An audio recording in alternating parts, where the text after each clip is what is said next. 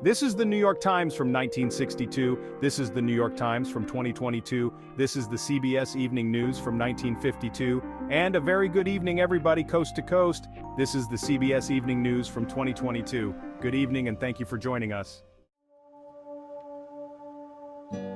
There's a widespread idea that the older news from the 50s and 60s came from a sort of golden age where the news was delivered straight without any kind of political bias.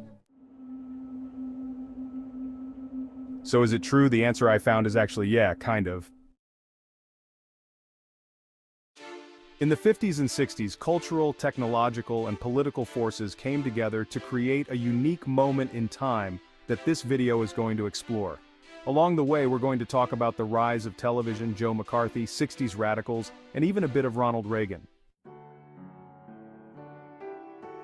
To set the scene, we're going to start with a quote from the 1920s which says, "It is often very illuminating to ask yourself how you got at the facts upon which you base your opinion.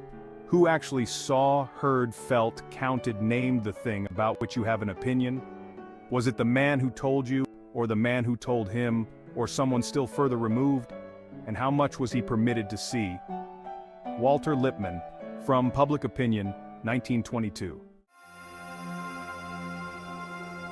World War I taught sobering lessons to intellectuals of the 1920s.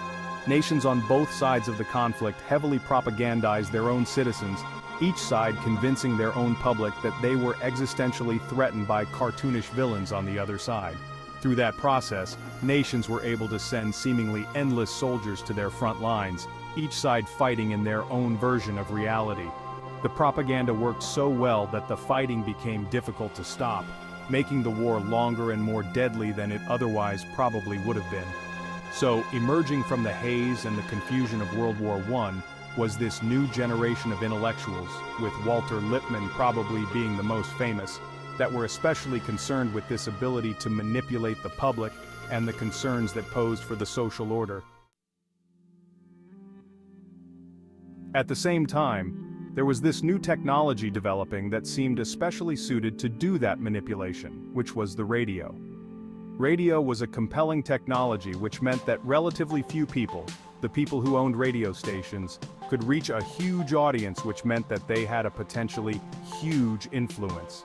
Influence that could be used nefariously and without accountability. These days we have the internet, so if the government or maybe news organizations lie to us or misrepresent something, citizens can go on social media and maybe upload a video to show us what's actually happening. So that's not perfect, but it's at least some kind of check against centralized power. But people at the time didn't have that, so to a greater extent they had to trust what they heard on the news.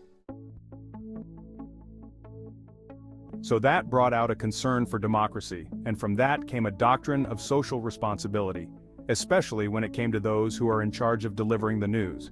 One manifestation of that doctrine of social responsibility came from the government.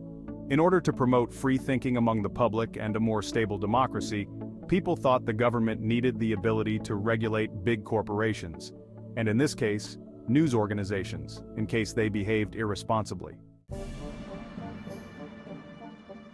So that shaped the Radio Act of 1927, which gave the government the power to grant or revoke licenses to operate on radio waves based on how stations fell within the public interest, public convenience, or public necessity.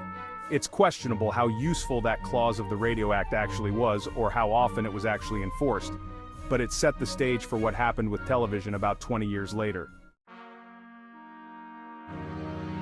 By the end of the 40s, television was entering mass production and was becoming affordable for average American households.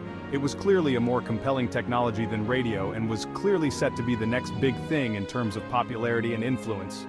And again, the same concerns were posed that a few people, only a few corporations, 3 to be exact, CBS, NBC, and ABC, would have huge influence in shaping public opinion. Influence that could be used irresponsibly. The FCC also implemented the Fairness Doctrine in 1949, which said that stations had to dedicate some of their time to controversial matters of public interest, and while doing it, show both sides of the issue.